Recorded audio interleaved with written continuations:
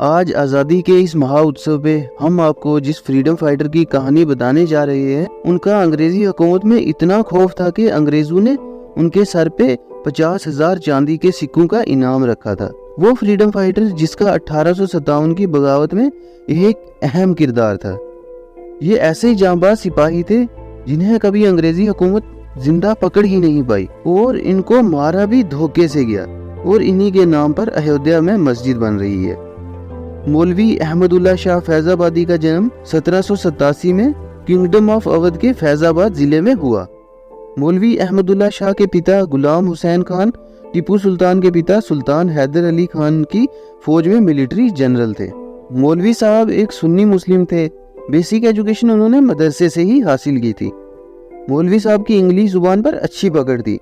उन्होंने basic education के बाद इंग्लैंड, रशिया, ईरान, इराक जैसे मुल्कों का दौरा किया और उसके बाद हज के लिए मक्का और मदीना भी गई। मौलवी अहमदुल्ला शाह वैसे तो सूफी आइडियोलॉजी में यकीन रखते थे, पर अंग्रेजों के जुल्म ने उनको हथियार उठाने पर मजबूर कर दिया। अवध रीजन में मौलवी अहमदुल्ला शाह को लाइट हाउस और रेबेलियन कहा जाता था। फ्रीडम स्ट्रगल के वक्त मौलवी साहब ने फैजाबाद को अपना सेंटर बनाया और अवध रीजन में बगावत शुरू कर दी। अहमदुल्ला शाह का अवध में इतना दबदबा था कि उन्हें वहां की लोकल पुलिस अंग्रेजों के कहने के बावजूद भी अरेस्ट नहीं करती थी। जब लोकल पुलिस ने उन्हें अरेस्ट नहीं किया तो एक दिन मौलवी साहब जब पटना में थे तो अचानक एक ऑफिसर पंजाब से पटना आ पहुंचा।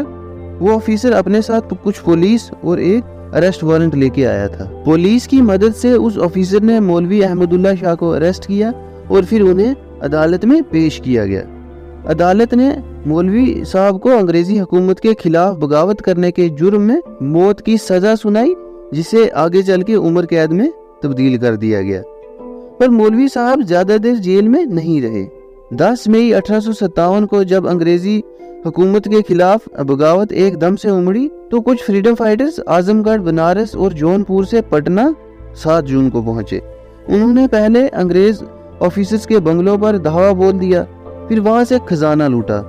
सारा खजाना अपने कब्जे में करने के बाद ये सब लोग पटना जेल पहुंचे और मौलवी अहमदुल्ला शाह के साथ साथ सब कैदियों को रिहा कर दिया।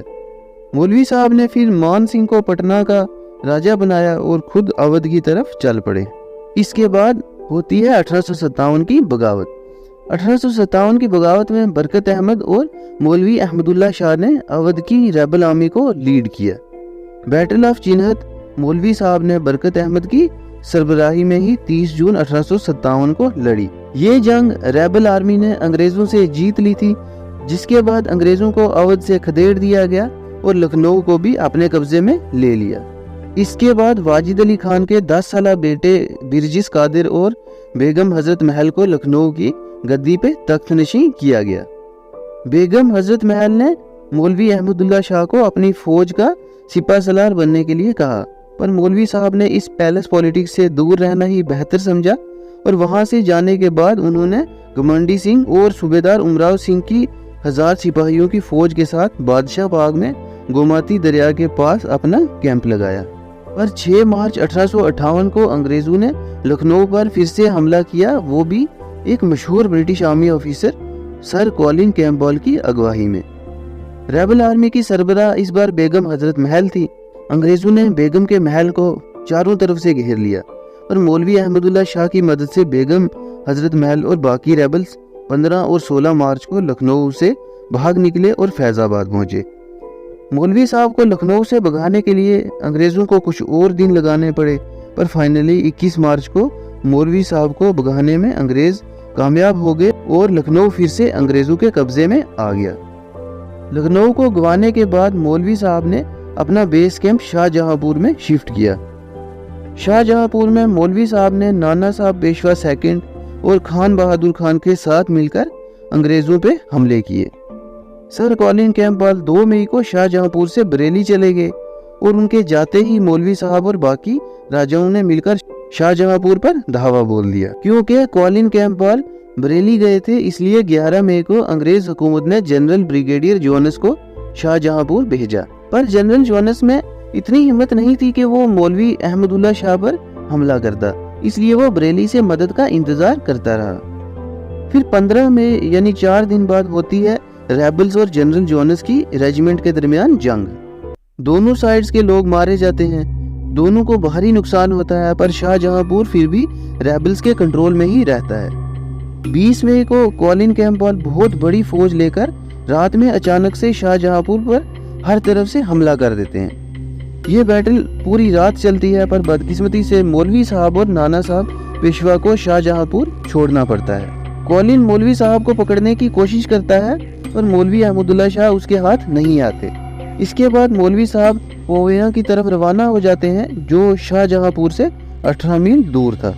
अंग्रेज कभी भी मौलवी साहब को नहीं पकड़ पाते, इसलिए वो ये ऐलान करते हैं कि जो भी मौलवी साहब को जिंदा या मुर्दा पकड़ के लाएगा उसे 50,000 चांदी के सिक्के इनाम में मिलेंगे। मौलवी साहब पोवेया जाते हैं वहाँ के राजा जगन्नाथ सिंह को अंग्रेजों के खिलाफ बगावत की दावत देने के लिए, ताकि वो भी उनकी फौज में आकर शामिल हो जाएं। पर वो मौलवी साहब की बात तो मानते ही नहीं, बल्कि जैसे ही मौलवी अहमदुल्ला शाह उनके महल में कदम रखते हैं तो वो राजा उन पे तोप से हमला करवा देता है, जिसकी वजह से मौलवी साहब की जगह पर ही मौत हो जाती है।